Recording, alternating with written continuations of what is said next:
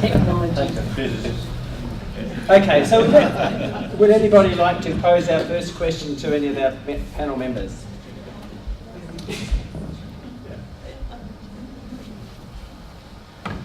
It's not so much a question. We had 3 people saying it can all be done remotely, and 1 person saying you have to go to the country. And clearly the scale of taking every undergraduate in Australia to an Asian country is just impossible. It's emptying the classrooms and having a fleet of 747s pick them up at Sydney Airport isn't going to happen. So let's dismiss that one. So the question is, well, if they can be provocative, I think the 4 should be provocative as well. So let's dismiss that. So I think, my question is really is to do with sort of the curriculum. I'm not sure that, I'm a scientist, I'm not sure that I see evidence that we're really embracing anything to do with Asia in the science curriculum that I've seen. So my question would be to Betty, have you seen that? Where's it happening and how can we steal the ideas and make it happen for all science students in Australia? I love to be provocative about the science curriculum. Okay, one of the reasons we don't see it in the science curriculum, I posit, is that some of the research shows that some disciplines are more open to international perspectives than others, and science is one which is much more on the parochial side, should we say. But that said, I think there are some examples of curricula where academics have taken the stance that the rationale for internationalisation of the curriculum is that the world problems need to take account of they're global problems often, and that we need the big minds of the world to collaborate together, and students can start to learn those skills in the classroom if they collaborate across cultures in teams. One of the other issues in the science curriculum is that it tends to be dominated by big research questions. We're preparing students to be scientists who will explore the big research questions which are actually set by large corporations and businesses who fund the research. So we're not training students, we're not preparing students to work on some of those problems in developing countries where those facilities are not available. So there are some pockets where that is happening, yes, but there needs to be much more.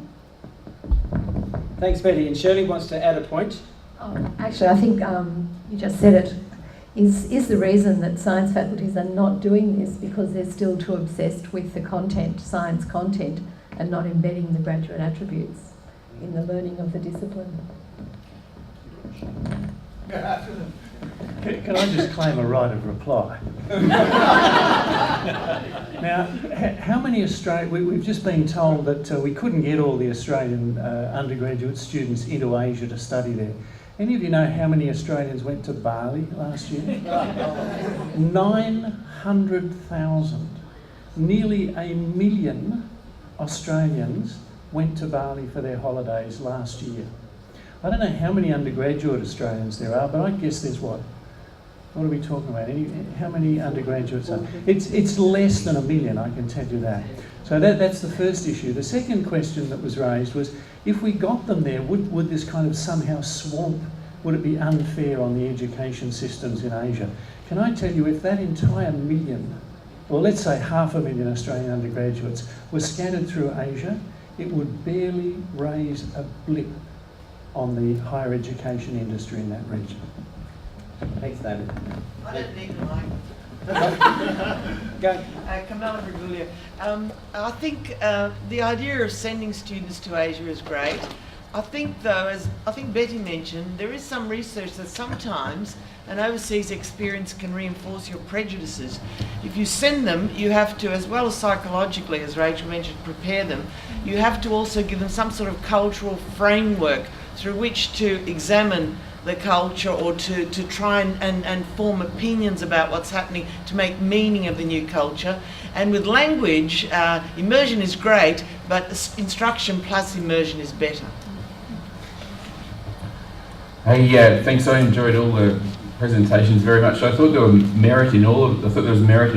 So I'm wondering, maybe this is a little provocative, but I wonder if the speakers can see merit in each other's proposals, and could we perhaps have a combination of all of them? And if we were to do that, does that look like maybe surfboards as incentives for students to go to Bali and, you know, go through a MOOC while they're there?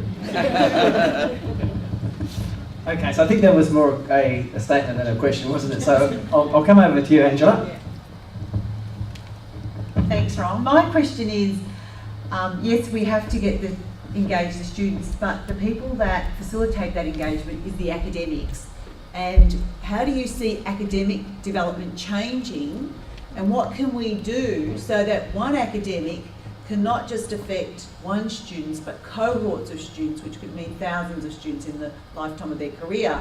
And also, Jeff, I know with your videos that you showed, for some academics, putting together a video and using the technology can be quite daunting. So what can we do if we want that engagement over the other side of the world? Surely academics over the other side of the world need to be trained in similar sort of ways that we would be trained here. Okay, that's clearly a question for Jeff, so I'm going to come up front and use the microphone. All right, I'll use the mic, thanks.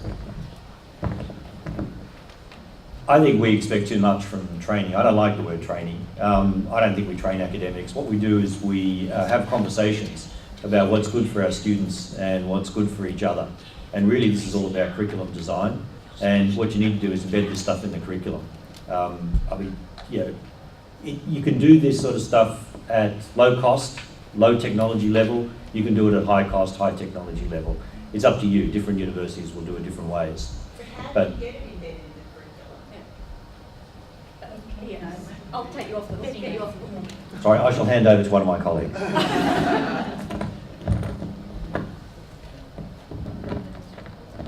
Right, this is really called teamwork. I think that one of the things we need to do is start engaging as academics with academics in Asian countries. And until we are prepared to fund some of that properly, then we're not going to get very far in this endeavour either. I would argue that on a broader scale, but I think that we've been better at engaging with the US than we have, and UK colleagues than we have with engaging with colleagues in China. I went to a fascinating presentation at a conference 3 or 4 years ago in Canada, where there was a Chinese academic who was a social scientist, who said that he felt highly privileged because he was able to read amazing social science research papers published only in Mandarin, as well as amazing research published in English and coincidentally in Spanish as well. So here we are in a monolingual sort of environment, in a bubble, thinking that everything is published of worth and value is published in English. And therefore, also when we go into transnational environments, often putting the Chinese staff who are doing the co-teaching in a more subservient role with very little sort of interaction around what the curriculum might look like if they had more of a say in that. There are many opportunities for, I think, those development conversations, those academic conversations that would assist academics to develop their international perspectives, their Asia capabilities, that they could then employ that knowledge and those skills in their curriculum design. Sorry, I just got a quick thing I want to say about that too. Come on, you all go to conferences. You all have visitors come to your universities. You have them come from all over the world. Just go up and talk to them. Ask them, what have you got to lose? I mean, some will say yes, some will say no. I also think some of you know how to use email. I mean, you can actually email people all around the world. I've been surprised at just picking out people around the world, emailing them, and either asking them a question, saying I'm going to come and visit, or would you like to do this? And I tell you what, most times people will say yes. They're quite happy to do that. It's not that hard. All you have to do is get out there and ask. It's been controversial.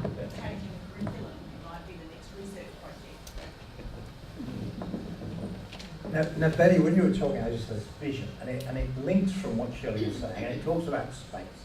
So this is what we do. Okay, you think of a university that's got space. Macquarie does. I'm not sure. It's WM. And you create a space. You create an international space where part of it, and you bring in Japanese startups, you bring in Chinese startups, You bring in different companies from the world, you give them the space. The deal is they've got to interact with students who are not of the same culture. They're only allowed to talk, some days they can only talk Japanese in that space, in whatever space. And so it pays for it because they all want some free space and land. And you create this international world, this Disneyland of all the different countries, and you use it. Just think on that. You explain it. There's a lot of potential there, I think. We're getting some great ideas here. I'm going to wander down the back. I've actually got two comments. The first is about whether we should actually broaden our concept of who is an academic and what is an academic, because if you look at our research staff, I think we have a fair cross-section of people from the Asian sector who are actually working as researchers in our institutions. So if we expand our expectation and definition or whatever of who is an academic, then we can actually involve them in curriculum design. I think that would possibly add value. The other comment, my comment is that there's a lot of work that's already going on in Australia in terms of partnerships and work with other countries. So there's AusAid, there's Endeavour Fellowships and so on. So there's a lot of capital that's already in here that can be used in online, in relationships when students visit or staff visit. And we have that capacity right now. So there's a lot of work that can be done in that area as well. Thanks, Angela. I'll wander over here. I've got a few people with their hands up. I think education is very much, the discipline, the tertiary discipline of education is very much at the pointy end here too, because we've been trying to engage with Asia through the work of the Asia Education Foundation. Some of you might know about that. It's an organisation that supports teachers in understanding the intercultural and the language needs and the importance of actually communicating with colleagues overseas. They've been very successful with schools, less successful with universities, and with engaging the Council of Deans of Education, for example. I think because of systemic problems, apart from anything else, they're engaging, the deans are worrying about TEXA and all the teacher registration authorities and a whole heap of other requirements. But what's happening in schools, and I go back to Jeff's point about what's happening in grade 3 or grade 5, is fantastic stuff, and it's being documented by the Asia Education Foundation. It's online. It's a wonderful portal for anybody who wants to look at what's happening in science education, for example, or maths education. There's videos of kids teaching each other across borders, their own languages. It uses the online facilities beautifully. So I'd strongly recommend the Asia Education website for people who are interested in seeing what can be done there. Thank you. David, did you want to respond to that? Yeah, I did, if I could. Look, I'm delighted somebody's brought up the work of the Asia Education Foundation. The AEF picked up a program called the Bridge Program, which was a program developed with support from the Australia-Indonesia Institute, Department of Foreign Affairs and Trade, at a time when Australian schools were prevented from visiting Indonesia because of the travel advisory, the risk levels after the Bali bombing. And the platform established was that Indonesian schools, no longer able to have visits from Australian schools, would partner through technology. And so there are now, I forget the number, but some tens of thousands of Indonesian schools partnered with Australian schools through Skype and other platforms to do collaborative work. I can mention that, funded again by the Australia-Indonesia Institute, a pilot program is underway to develop a uni-bridge at university level with CDU in Darwin, Murdoch University in Perth and Sunshine Coast University in Queensland, again using those sorts of technologies with an Indonesian university to partner up students to work on joint projects. So that sort of thing is taking place, and again, as has been said, the university's learning from the school system on what works there. Can I say that picking up on a couple of other points, look, preparation is absolutely important. I mean, one of the risks in the current, if you like, trend to boost numbers of students going to Asia, if I can be sort of serious rather than provocative, is in fact the risk There is a risk involved in this. It has to be done sensibly, it has to be done thoughtfully, it has to be done with good planning. And I would advocate to you that this is an area which is much better done by collaborations between universities rather than competition between them. Universities attempting to maximise their numbers, if it involves inadequate planning, dropping students in country without somebody there to provide the kind of emotional, pastoral, academic support, is risky. I'd recommend to you, again, a model established in the area of Indonesian studies, where 23 Australian universities have collaborated together to ensure that there is pre-departure planning, there is good information about what the students can expect. When they arrive in country, they have an orientation program, they have somebody employed in Indonesia to be there if they fall off their motorbike, if they get dengue fever, if they have difficulty with university courses beyond expectations, and to liaise between them and their home universities. It needs thought, it needs planning, and collaboration is one of the strategies. Thank you.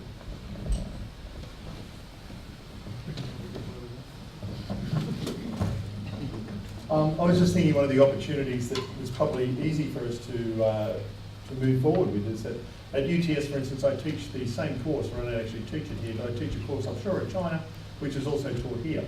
Now, I've never ever actually had the two cohorts collaborate on projects or work. Although I would recommend that if you want to help your academics learn more about how to do things, teaching offshore, if you get that opportunity, and working with it is a fantastic experience. You know, it really does help you to see things differently. But I think a lot of universities, we all do it. We teach offshore, but I don't know how many of us actually integrate the two different courses and get them working on things together. So that might be an interesting way of moving forward. Before Angela has her next comment, can I respond to one Yes, of the absolutely. previous ones as well?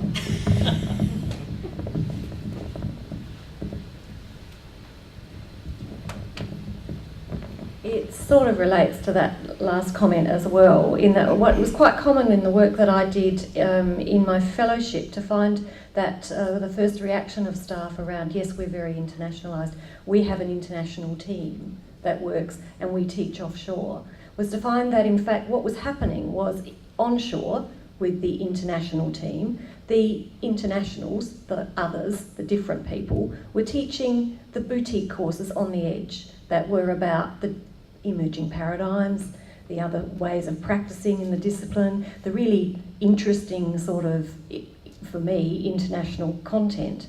Often the process of sitting the team down together and talking about, well, what is out there, let's imagine what else is out there, was in fact giving those academics the space to talk and making the others listen to them. And so in fact, the collaboration within teams, the collaboration offshore has an amazing, can be amazingly life-changing and change your professional view of students and of the curriculum. But it does mean there has to be time set aside for that conversation to happen. And often when we're focused perhaps in offshore delivery on delivering in budget, we don't allow time for that collaboration. Or there might be a view that we're the accrediting institution, we have more authority in the curriculum and therefore what we say goes. So sometimes bringing that work that's on the edges into the centre is a really valuable part of the internationalisation of the curriculum sort of approach, and I think would work in this space as well. Thank you. Over to you, Angela.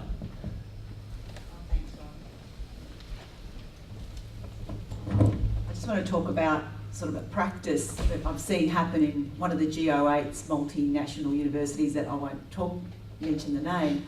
But the usual practice when you've got multiple campuses is the home campus is sort of the head campus. They design all the materials, very little interaction with other campuses because of time differences. And I know Asia's only 3 hours, but there might be other campuses.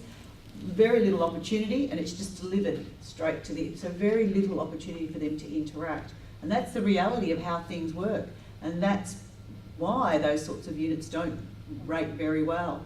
And it's only the academics that really invest the time to have those conversations, which takes a lot of time because the conversation is not one way, it's two ways, and there's There's things that you've got to surrender, and there's things that you've got to try and understand. They take a long time, and often in the university setting, those conversations aren't valued. And I think that's one of the key issues. If those conversations were valued, then I think a lot of good things can happen. Can I just mention one of the key things that's out there to value those conversations and make those conversations occur is through the peer-assisted teaching scheme. And I'm just thinking that having a mentor over in Asia would be really beneficial if I was going to be designing a course. But thank you, Ron.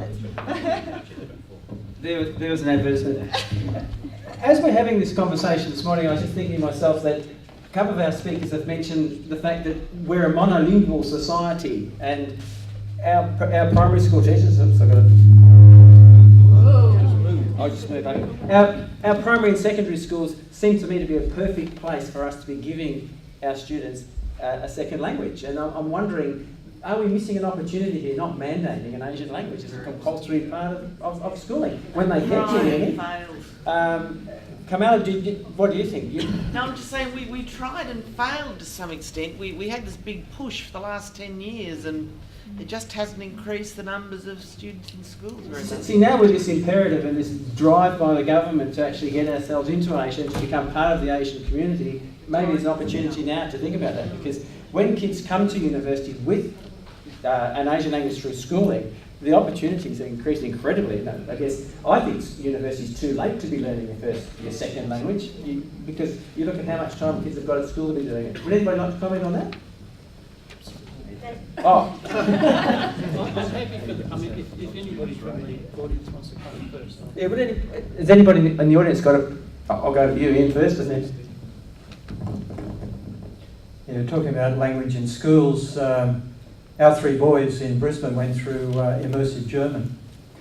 What was really interesting was they were there for about 8 or 9 years.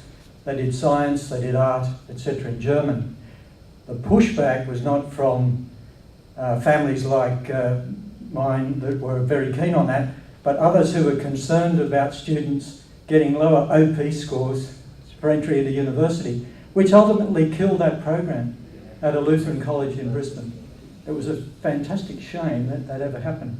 Look, can I say that we've been engaged with Asia for decades and decades. When I joined the company that I initially worked for, a lot of my colleagues were doing business in Japan. They were doing business in Thailand. They were doing business in Russia. The engagement has been there for a long time. We're talking about the intensity of the engagement, as far as I can see. And really, I think you've got to live and work and get yourself out of Australia and into that culture to really understand what's going on and to work effectively. I've had the privilege of being in South America for many years and also in Turkey. And I think we need to think about the multiple levels at which we engage, not just primary, secondary, university, but industry is real driver in this whole business of, I'd like to see the Asia-Pacific century, particularly. Thank you. And there's someone over here.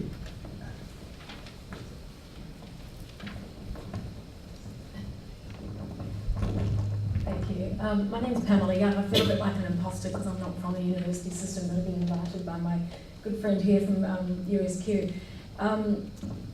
I feel like, David, you need a bit of support there on your push to get people to study in Asia. I lived there twice, and I couldn't endorse that more than to say, once you've lived in a total immersion situation, your biases and your discriminations and your blinkeredness is really challenged, and you really do change over time, but it takes more than a year. So I think a 1 year immersion for a student that's the culture shock, so you have to get beyond that. And it might require a second trip or a longer stay or more experience here. And I like that idea about the Disney experience, because that would provide a sort of a total immersion experience here. On the subject of languages, which is what you were asking about, I've over the last couple of years done quite a bit of research in Australia in advance of the Asian Century report for a book that I was preparing about culture, Australian culture, to sort of support diversity in the corporate sector. And as part of that process, I contacted by phone, email and Skype buddies all around the world about how much primary school time children get in their country to learn a foreign language. And it was so much more than any of Australia, the Britain or America, which you all know because it's your sector. But I was appalled to find that we have 1 hour of language learning in primary school. My son was learning Japanese. Then he switched schools and was learning Spanish, and he didn't enjoy that. He wanted to go back to Asian language. So I asked them if they could provide Mandarin after school, and they said no, because 1 hour's not enough. So that stimulated this thought that I should ask everyone else. And when I discovered that the European nations provide 3 or 4 hours a week, starting at the age of 7 or 8, in some countries promote not just 1 language but 2, so they've come out with 3 languages. And the Chinese people are offering 1 hour a day, so that's 5 hours a week, including evenings and weekends. And quite frankly, I just drew the conclusion that we are just so beyond the 8 ball. So I totally endorse your suggestion that we have to look at languages in schools, particularly Asian languages. And I'm so always pushing my son's school to bring it forward and add more hours and provide more opportunity. Thank you. Thank you. I'll just wander back over this one.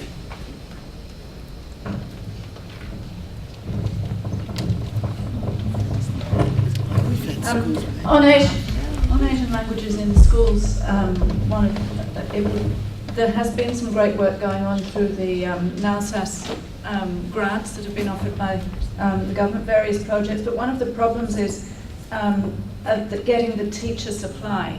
It would be great to have more Asian languages taught in schools, but we need to therefore build up the numbers of trained teachers, and there's a little bit of work, there's a lot of good work going into that, but I think there's scope for so much more, and that the continuity problem is a huge issue, I think, that you were talking about. So schools may have a teacher of Italian for a year, and students will do that for a year, and then, oh well, they've moved on, so now you're going to start again with Japanese or something like that. And that's not what's necessary to get school students to the level of advanced learning to then move into the university curriculum. We need more continuity and more commitment to that. Thank you.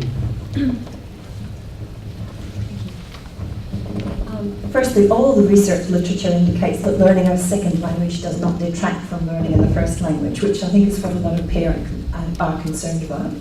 But just following up on that comment too, that there are systemic existing problems with the provision of teachers, properly trained language teachers at the moment.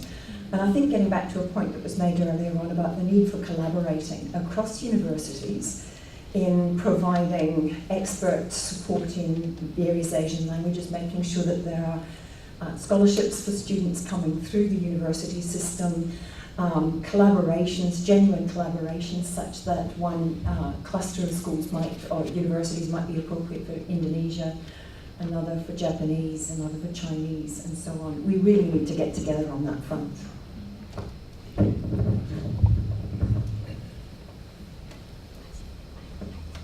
Thanks. Jackie Craney from UNSW. And UNSW has a huge percentage of international students and non-English speaking native or non-native speaking English students, and I guess we're trying to develop a whole university approach to the development of global citizenship, and which speaks to, so I agree with all the speakers and the ways in which they approach the Asian century or the global century, whatever you want to call it. But when it comes down to it, and Shirley was talking before about what employers want, we can possibly leverage that. The interpersonal skills and the appreciation of different cultures, the fact that students will be going out and working in global situations, whether it's just down the road, where there's people from many different countries, or whether they're actually going overseas to be trained in a company there, or whatever the case may be. When it comes down to it, we need whole university approaches to this issue of developing cultural literacy in our university students, and I think that's where this debate should really go. So what are the multiple strategies, not just sending them off to Indonesia or wherever, which I know is wonderful, but in the classroom, as Betty was arguing, whether it's an online virtual classroom or a real face-to-face classroom, we need to have the strategies in place, whole university approach, and support and training for academics who are often lacking in those skills as it happens. Yes, thanks. Yes, it'll definitely be a big move, won't it? Because it's a matter of changing the way we go about business. Earlier on, we were talking about in-country experiences, and there was a bit of discussion about how long you have to be away in a country to actually come away with a benefit. I had the experience of 6 months away with my family on sabbatical. We all came back changed people. Rachel, you had 12 months away doing Japanese, didn't you? Would 6 months have been enough? No, 6 months wouldn't have been enough. Well, David probably can speak better about that issue. Look, the longer the better. Fundamentally, it depends on what you're trying to achieve in your time there.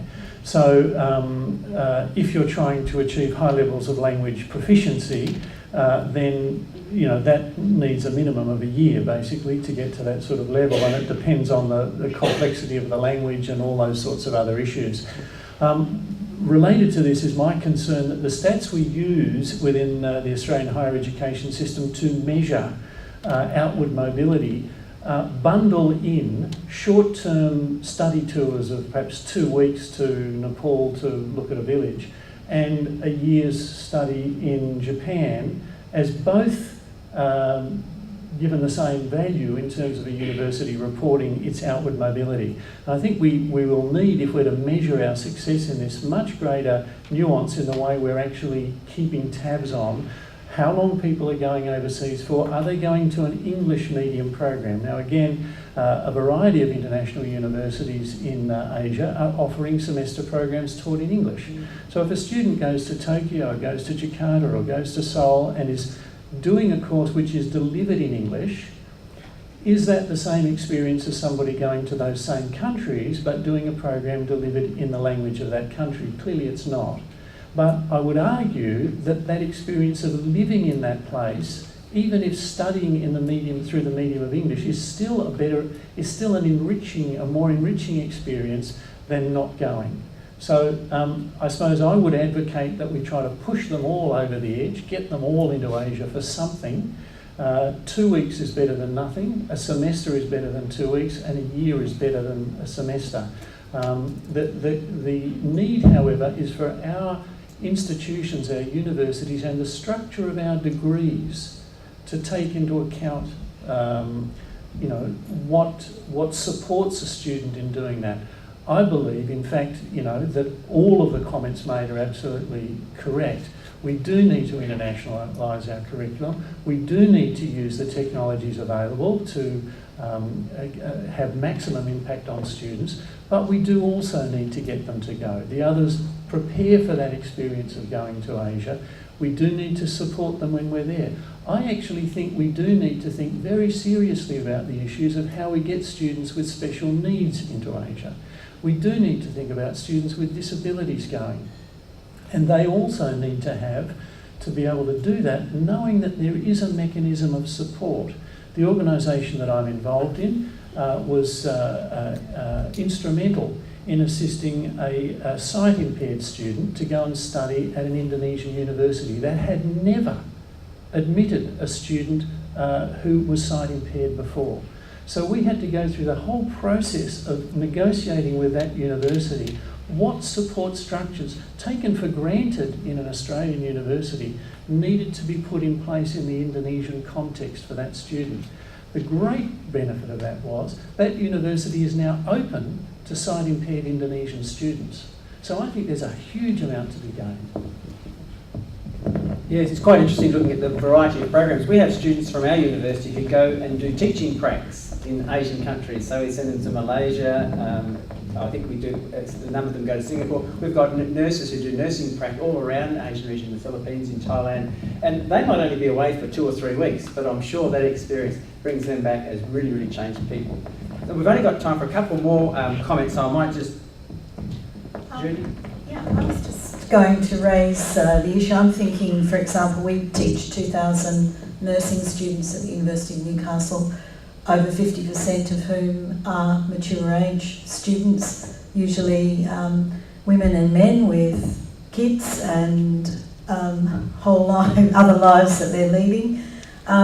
They've chosen to come into nursing because it's hopefully going to give them the sort of work that they want, and it's an extension of perhaps what they're already doing. I'm just wondering about that group. Universities these days are very heterogeneous. We just don't have school leavers who have their whole lives in front of them and can just pick up sticks and go wherever, whether their parents are wealthy or not, or whether we can find ways to assist them or not. It is really the reality of our universities these days, well certainly our university, is a very heterogeneous student group, and all with different aspirations and different reasons for being at the university. And whereas I think many would appreciate the experience of doing something like this, for a lot of students it's just not going to be something they can fit in. So I guess I'm endorsing probably a fairly mixed approach to this, so that there's something for those who are left here, because certainly an older nursing student is going to have good cultural competency to work in an Australian hospital, basically. Yeah, as you were talking there, Judith, I was thinking that the course learning outcomes for nursing would definitely include capacity to demonstrate intercultural awareness. All of those things for those students might have to be delivered in the Australian context. And you've heard from our wonderful speakers today how possible that is. Just again, this sounds like promotion, but in the cohorts we've had going to study in Indonesia, it's very common for mature age students to participate in that.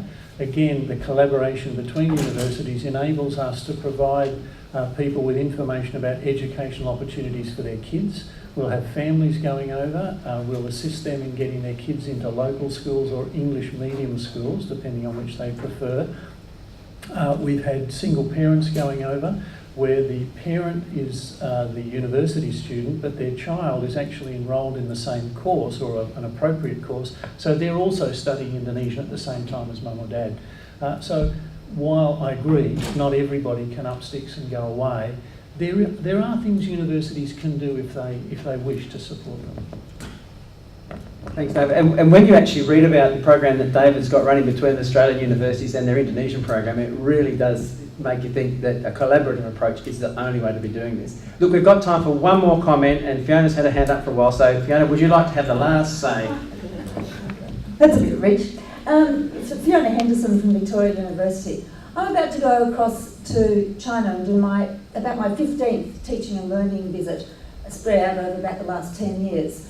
And those teaching and learning visits are certainly highly invaluable to my teaching and learning practice here in Australia. We have time for conversations, informal conversations with our partners in China, but never much time for extended conversations with our partners.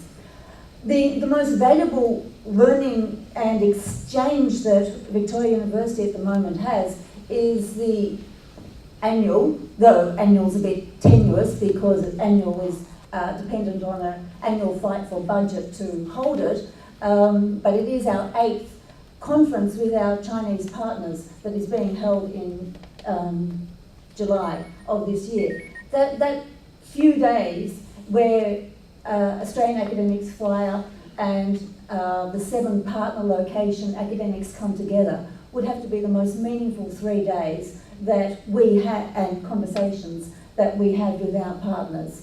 However, it's an annual fight for the budget, but it's the 8th one, but it's still an annual fight. Thanks, Fiona. Well, that's probably a good place to stop. What we're planning to do after lunch is to come back here, and then as I mentioned to you previously, we're going to break up into some groups and we're going to continue with the conversation in groups of people with similar interests or similar desires, so that we can come away this afternoon with some tangible outcomes from our conversation. So thank you very much for your participation. Could you join me in thanking our panellists, please?